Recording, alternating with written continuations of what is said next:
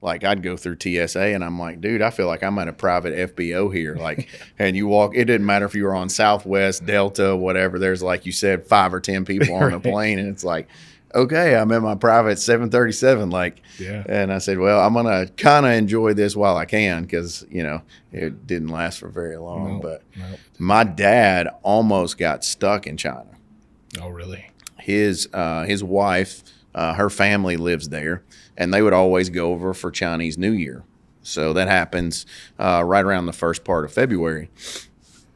And right around Christmas, if you remember, like we were starting to get quite a bit of information coming out, and they were like, we don't know if this is going to happen. Don't know if that's going to happen. And my dad was already gone. And I text him, I'm like, hey, man, I think maybe this might be legit. Like, just, you know, kind of keep an eye on it. So he had started watching it. Well, her parents lived about 2 hours from Beijing. And like probably 2 weeks before they shut everything down, I texted him and I said, listen, you don't spend money at all, but I need you to know that here's a link to a private jet company. If they shut stuff down, like, you're going to need this company to get out of that country. That's how. So my urging him made his urgency just a little bit more. And the next day he told me, he was like, hey, our hotel called us and said they're shutting the highway down to Beijing, that now's our chance to leave or potentially be stuck. Sure. They left. Sure enough, he sent me pictures while he was still there of Beijing. And I mean, it was the craziest thing. It's just ghost town, nobody there. You remember Trump sent the flight over to get Americans back? They were the last domestic or international flight out from like a commercial before Trump sent the flight in. That's how close it was for him. Too close. Yeah. That's wild. And it was crazy. It's hard to believe that's been, what, 6 years now or so? Flies. It seems like yesterday. Yeah. Well, thank goodness we're not in a pandemic. Yes, sir. And it's good to have you on Cliff's Notes. Give us a little bit about who you are, what you're doing for Vermeer. Give us a little background on your career. Sure. Yeah. So my name's Cody Mecham. I'm the cutting edge product manager for Vermeer. So I am essentially in charge of all of our ground and material engaging items throughout the company. So we're very diversified. So I get to deal with a lot of different industries and a lot of different and interesting people, from wood waste recycling to horizontal directional drilling, both for infrastructure, pipeline and distribution, surface mining, vacuum excavation. So it's a lot of fun. We also have ag, right? So I'm from Iowa. When you tell people in Iowa you work at Vermeer, they're like, oh, the baler company. Right. You know? Yeah, right. Yep, it is. So, but that ag business is that one little bit of business that I don't touch. They're kind of their own self-contained little entity. So outside of that, everything that cuts or digs or chops wood, we get to play with. So yeah. So your segment is equipment that is essentially eating itself all the time in some way, shape, or form, right? I mean, the equipment's not doing it, but the environment you're placing it in, whether you're cutting rock, soil, sand, just constant erosion. Yep. So you're fighting the loss of that product all the time. Yep, constantly. Yeah. So I'd like to say we're the tip of the spear. The machine's doing the work, but we're out front doing the real battle. So we constantly fighting ways to make our customers more profitable through wear resistance and increasing life expectancies, and really increasing the customers just their day-to-day livelihoods. Yeah. And making things easier for them is what we try to focus on doing through various types of wear resistance and materials and the like. So I don't think the average person probably can appreciate how much just dirt and sand can wear on a piece of steel. I mean, you hold something in your hand that's a hardened metal, and you just look at dirt and sand and you're like, really? Like, how abrasive can that be? And then you go on a job site where you've got several hundred or 1,000 horsepower motors running different things at super high RPM. I haven't been down in the hole at all, and they pull it out and you're like, what happened? Like, where where did the steel go? How did, like, I'm just curious. For me, it's very interesting because that's what I was raised on with underground mining. We're always fighting, like you mentioned, the cutting edge. Like, how do you keep the tool sharp? How do you keep the dust down? Like, what drew you to getting in that business? And just from the science behind it, how did you be like, that's what I want to get into? Yeah. So I've had a variety of roles at Vermeer, from working with our dealerships, which we have the best dealership network in the world, bar none, for the industry serves. So they're great partners.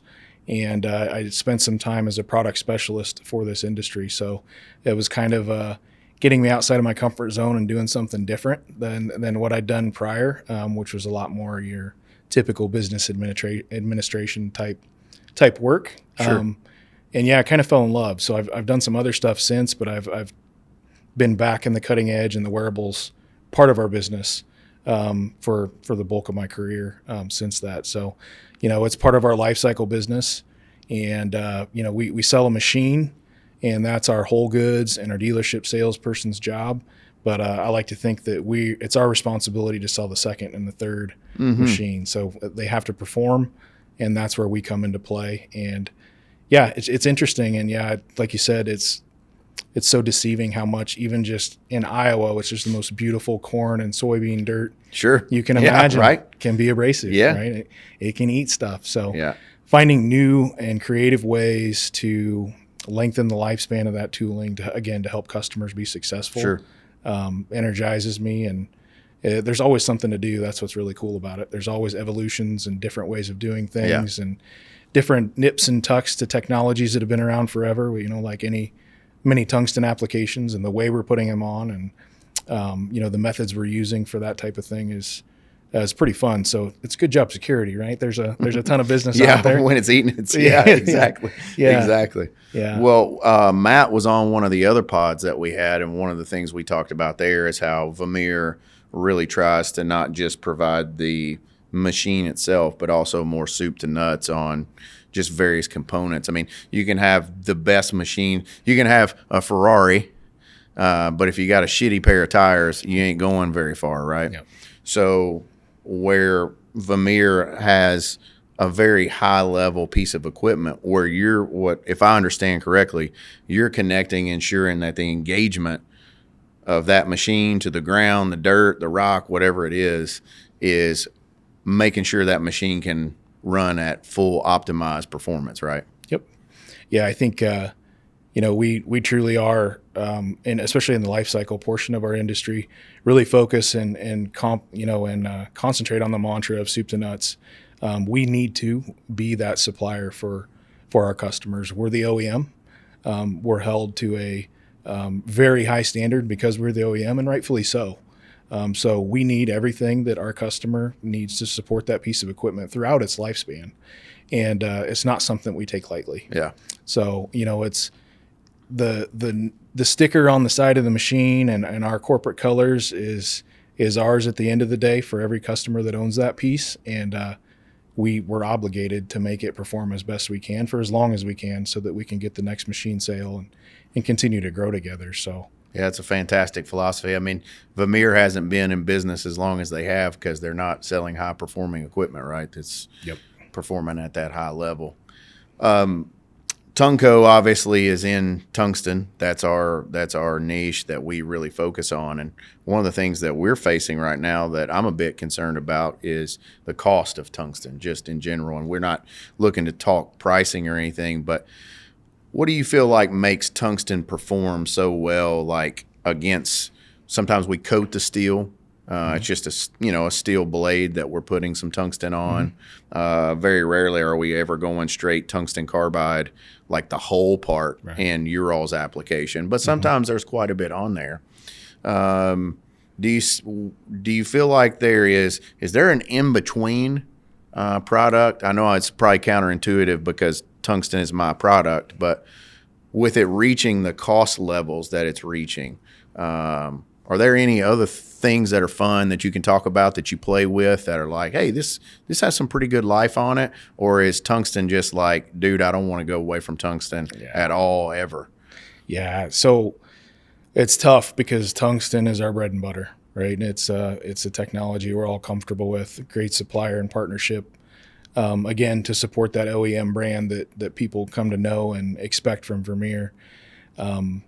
So yeah, we're always looking at new technologies, right? And it ends up a lot of times being different ways to apply tungsten, or different ways or places to apply tungsten, so that we can be as price conscious as possible for our customers. So there's no time like the present to be sensitive to that. So there's a big difference in making a tool that looks really cool for a marketing ad, and a tool that will perform just as well with properly placed tungsten that might not look as cool, right? It might not look like something out of a gladiator movie, right? But our engineers do a great job of applying that where it needs to be, and only where it needs to be, so that we can be appropriately priced. Yeah.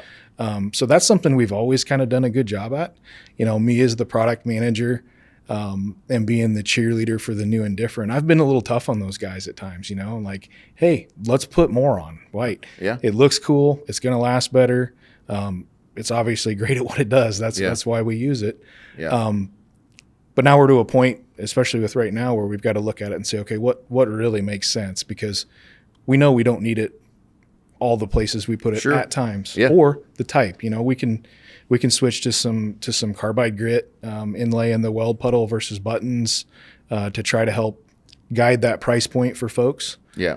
So it's something we look at every day and watch the markets every day and try to navigate our way through. We have a great procurement department at Vermeer that helps us navigate those waters. And at the end of the day, we're looking to have a tool that will be as successful or last as long as they have in the past, but in the most economical way that we can get it to our end user. So it's certainly not easy, which in this business right now. Yeah, we had a similar situation a few years ago in the oil and gas industry where everybody right now is crazy about landman. And so, you watch the rigs and how they do the drilling, and in the oil and gas industry, they came up with this polycrystalline diamond bit. And I mean, these tools were literally so expensive, they would be leased. Like, you weren't even buying the tool, you were leasing it.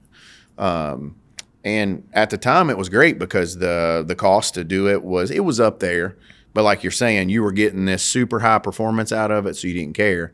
Well, then price of oil dropped, their revenues dropped, so they started looking at areas where they're like, maybe we don't need that Ferrari. Maybe we need to, do something here, do something there. So I think from the worlds that we are in and what we're facing right now, from various headwinds of supply availability, what costing is, especially in your space of where you're development and you're trying to, I think there's going to be some things that may make us a little bit uncomfortable about, like, I don't know if I want to do that or not, but to deliver for our customers what we want to deliver, I think we're going to have to do some more creative things. But it sounds like you guys are right on top of that. Trying, yeah, and I agree with you completely. It's going to be painful, and but it's going to drive innovation at the end of the day, because we're going to have to figure something out together.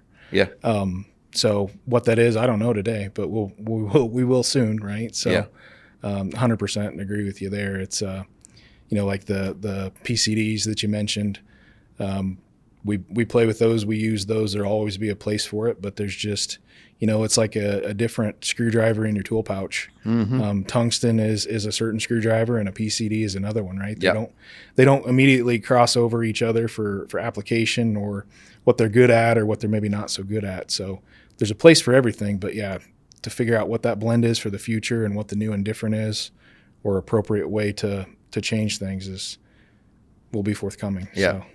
Yeah. Well, I think we've got some very promising days ahead, maybe some headwinds and some challenges, but it sounds like you and Vermeer are on top of that. And from Tungco, let me say we appreciate the work that we do together. Hopefully we're delivering that quality that you guys want to see in your parts for application and different things. So appreciate everything that you guys do, and wish you all the best. Thank you for sitting down with me on Cliff's Notes, and look forward to seeing you again. Yeah, no problem. Anytime. We appreciate the partnership. Thank you, man. Thank you.